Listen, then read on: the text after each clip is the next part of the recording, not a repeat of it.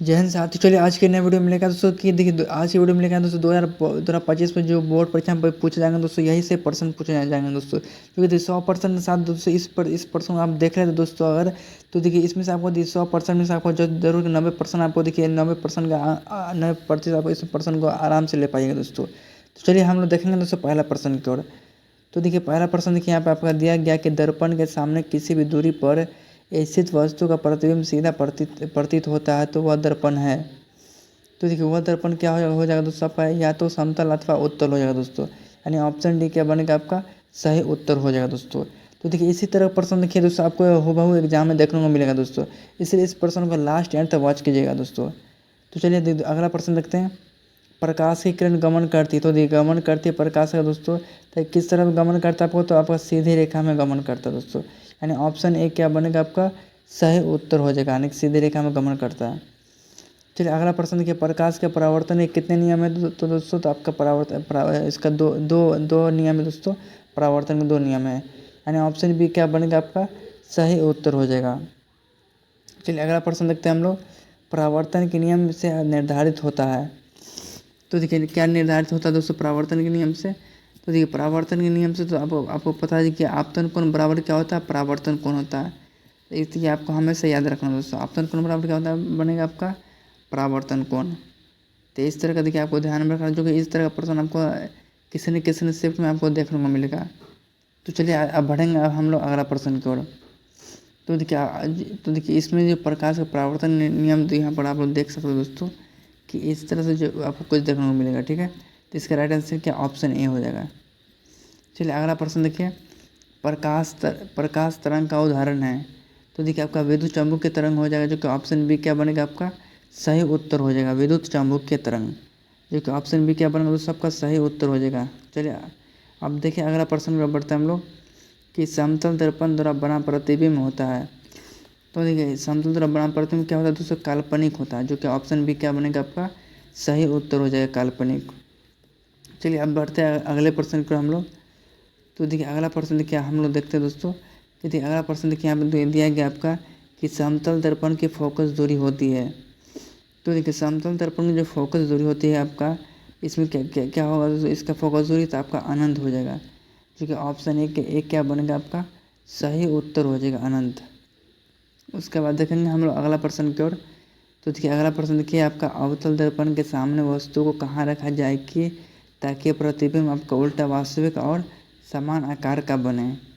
तो देखिए ये इसको हम कहाँ किस जगह पर रखेंगे दोस्तों कि देखिए आपका प्रतिबिंब उल्टा वास्तविक और समान आकार का होना चाहिए। तो वक्रता केंद्र पर हो जाएगा आपका राइट आंसर, क्या बनेगा इसका वक्रता केंद्र। चलिए अगला प्रश्न देखते हैं। उत्तल दर्पण में बना काल्पनिक प्रतिबिंब होता है, तो देखिए उत्तल दर्पण जो बना आपका काल्पनिक प्रतिबिंब जो होता है दोस्तों किस तरह का होता है आपका। तो देखिए ये जो आपका दर्पण जो बना प्रतिबिंब जो होता है दोस्तों, ये आपका सीधा एवं हासित होता है, यानी कि सीधा एवं हासित, यानी ऑप्शन सी क्या बनेगा आपका सही उत्तर हो जाएगा आपका दोस्तों, आपका सही उत्तर हो जाएगा सीधा एवं हासित। चलिए अब अगला प्रश्न की बढ़ते हम लोग कि दर्पण का सूत्र है। तो देखिए दर्पण का सूत्र क्या बनेगा दोस्तों, 1/v प्लस 1/u बराबर 1/f, आपका क्या बनेगा दोस्तों आपका सही उत्तर हो जाएगा दोस्तों, जो कि आपका दर्पण का सूत्र है दोस्तों। क्योंकि दर्पण का सूत्र भी दोस्तों कई जगह पर एग्जाम में पूछ जाता है, इसलिए इस प्रश्न का आपको इसका उत्तर आपको देख कहीं जाना पड़ेगा दोस्तों। चलिए अगला प्रश्न देखिए। दाढ़ी बनाने के लिए कौन सा दर्पण का उपयुक्त होता है। तो देखिए दाढ़ी जो बनाने समय हम लोग कौन सा दर्पण का प्रयोग करते हैं दोस्तों, तो देखिए दाढ़ी बनाने समय दोस्तों हम लोग जो कि दर्पण का जो प्रयोग करते हैं दोस्तों आपका अवतल दर्पण का प्रयोग करते हैं, जो कि ऑप्शन सी क्या बनेगा आपका सही उत्तर बनेगा अवतल दर्पण। तो देखिए किस दर्पण का प्रयोग करते हैं, तो अवतल दर्पण का आपको हमेशा ध्यान में रखना। चलिए आप बढ़ते हैं नेक्स्ट प्रश्न की ओर। तो देखिए किसी कार के अग्रदीप में प्रयुक्त दर्पण निम्नलिखित में से कौन है। तो देखिए आपका इसका राइट आंसर अवतल दर्पण हो जाएगा दोस्तों। तो देखिए अगला प्रश्न देखते हैं किस दर्पण का उपयोग पाश्चात्य दर्पण किया जाता है। तो उत्तल दर्पण भी इसका आपका राइट आंसर बन जाएगा उत्तल दर्पण, जो कि यहाँ पर आपका दिया गया पाश्चात्य दर्पण के रूप में किया जाता है, तो उत्तल दर्पण को किया जाता है। ऑप्शन ए क्या बनेगा आपका सही उत्तर हो जाएगा दोस्तों। तो आशा करते हैं इस तरह का प्रश्न आपको अच्छा लग रहा हो दोस्तों, तो इसको वीडियो को लाइक भी कर दीजिएगा अपने ग्रुप पे जहाँ तक हो सके इस प्रश्न को शेयर करते रहिएगा दोस्तों। चलिए अब हम लोग देखेंगे दोस्तों अगले प्रश्न की ओर। तो देखिए अगला प्रश्न देखिए हम लोग देखते हैं दोस्तों कि देखिए यहाँ पे आपका दिया गया कि नई कार्तीय पारिपाटी के अनुसार दर्पण के सामने रखे गए बीम की दूरी ली जाती है। तो इसका राइट आंसर क्या बनेगा? तो देखिए प्रश्न हमसे पूछा है कि देखिए नए कार्तीय परिपाटी के अनुसार दर्पण के सामने रखे गए बीम की दूरी ली जाती है। तो इसमें देखिए इसमें क्या बनेगा आपका? धनात्मक ऑप्शन में है, ऋणात्मक है, ए बी दोनों, इनमें से कोई नहीं। तो देखिए इसका जो आपका राइट आंसर बनेगा दोस्तों ऋणात्मक हो जाएगा। ऑप्शन बी क्या बनेगा आपका सही उत्तर, ऋणात्मक। चलिए अब बढ़ते हैं हम लोग अगले प्रश्न की ओर दोस्तों। तो देखिए इसमें बोला कि निम्न में से किस दर्पण की फोकस दूरी धनात्मक होती है। तो देखिए अब देखते हैं अगला प्रश्न की ओर। यदि किसी बिंब के प्रतिबिंब का आवर्धन ऋणात्मक है तो उस प्रतिबिंब की प्रकृति क्या होगी? तो वास्तविक और उल्टा होगा दोस्तों। फिर अगला प्रश्न देखते हैं दंत विशेष किस दर्पण का प्रयोग मरीजों के लिए दांतों का द्वारा प्रतिबिंब देखने के लिए करता है दोस्तों। तो देखिए किस तरह का देखने के लिए करता है? तो देखिए यहाँ पे आपका अवतल दर्पण राइट आंसर बन जाएगा, जो कि ऑप्शन बी क्या बनेगा आपका सही उत्तर हो जाएगा, यहाँ जो कि आपको यहाँ पर आपको दिया गया दोस्तों। चलिए अगला प्रश्न की ओर बढ़ते हैं हम लोग। एक प्रयोग में अवतल दर्पण द्वारा किसी बिंब का प्रतिबिंब एक पर्दे पर प्राप्त किया जाता है। दर्पण के फोकस दूरी को निर्धारित करने के लिए प्रयोगकर्ता के मापने की ज़रूरत है। तो देखिए इसका जो आपका सही उत्तर हो जाएगा प्रश्न आपका ए और बी दोनों हो जाएगा। इसका राइट आंसर क्या बना दोस्तों? ऑप्शन सी बन जाएगा दोस्तों। चलिए अगला प्रश्न देखिए। गोलीय दर्पण परावर्तक पृष्ठ की वृत्ताकार सीमा रेखा का व्यास कहलाता है। तो देखिए इसका व्यास क्या कहलाएगा? तो गोलीय दर्पण का द्वारक, जो कि ऑप्शन डी क्या बनेगा आपका सही उत्तर हो जाएगा। चलिए अगला प्रश्न देखिए। निम्नलिखित में से कौन उत्तल दर्पण की फोकस दूरी का वक्रता त्रिज्या है? तो देखिए इसका जो वक्रता त्रिज्या हमसे पूछ रहा है दोस्तों कि उत्तल दर्पण की फोकस दूरी की जिसकी वक्रता त्रिज्या 32 सेंटीमीटर है। तो देखिए F1 बराबर पी है, बराबर पे क्या इसका प्लस होता है दोस्तों। इसका राइट आंसर क्या बनेगा दोस्तों? देखिए ना ही आपका ऑप्शन डी बनेगा, ना ही ऑप्शन बी बनेगा। तो देखिए आप बच जाता है दोस्तों। तो देखिए F बराबर R/2, जो कि इसका क्या फोकस का त्रिज्या है दोस्तों R/2। तो मान चलिए 32 इसका, तो 32/2 करेंगे तो 16 निकल के आ जाएगा।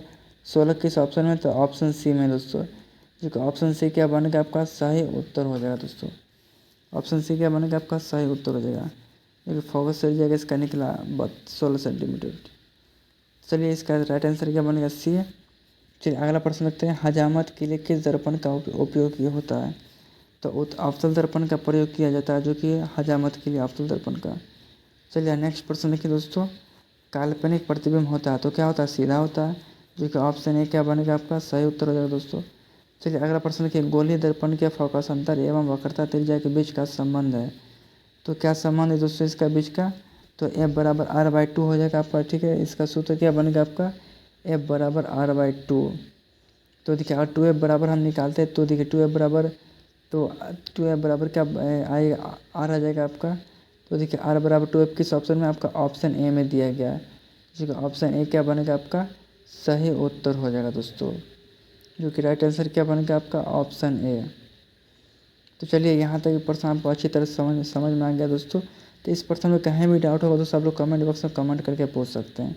चलिए नेक्स्ट प्रश्न देखिए। किसी बीम का अवतल दर्पण द्वारा बना प्रतिबिंब आभासी सीधा तथा बड़ा पाया गया तो वस्तु की स्थिति कहाँ होनी चाहिए? तो देखिए यार इसका जो वस्तु दर्पण के पीछे हो जाएगा दोस्तों। तो चलिए अगला प्रश्न देखिए दोस्तों। किस दर्पण में दूर का वस्तु का प्रतिबिंब सदैव सीधा होता है? तो वह कौन सा दर्पण दोस्तों? तो या तो समतल होगा या फिर उत्तल होगा दोस्तों, यानी ऑप्शन डी क्या बनेगा आपका सही उत्तर हो जाएगा आपका, ठीक है। तो अवतल दर्पण की फोकस दूरी होती है तो इसका क्या होगा? ऋणात्मक होगा। अवतल दर्पण क्या होगा? ऋणात्मक होगा, ठीक है। यहाँ तक कोई दिक्कत नहीं दोस्तों। चलिए अगला प्रश्न देखिए। किस दर्पण में से हमेशा वस्तु छोटा प्रतिबिंब प्राप्त होता है?